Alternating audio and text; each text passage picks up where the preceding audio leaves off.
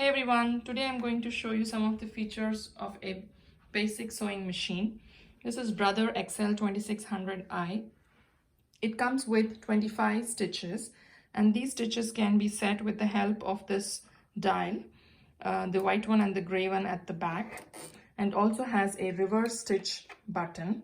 There are two dials at the top here. One is the to control the tension of the thread, and then the other one is for the stitch width. Comes with a foot pedal. This foot pedal we need to press forward to start sewing, and it has a hand wheel at the side. With this hand wheel we'll be moving the needle position up and down, and this is the where the bobbin is wound, and we have a top thread here. It also has a needle threader, so this works pretty well. And the bobbin is placed here at the top.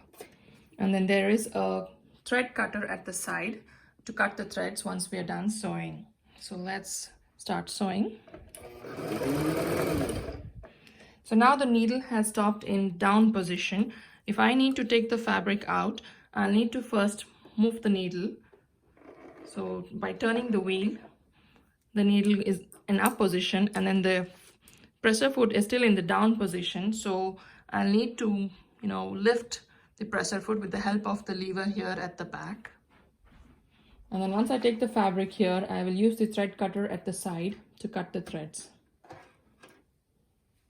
So this machine costs around $100 and it's a pretty good machine.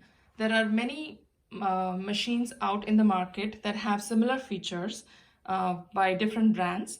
I think they're all, quite good. So I hope you got an idea of what a basic sewing machine can do. Thanks for watching. Take care. Bye.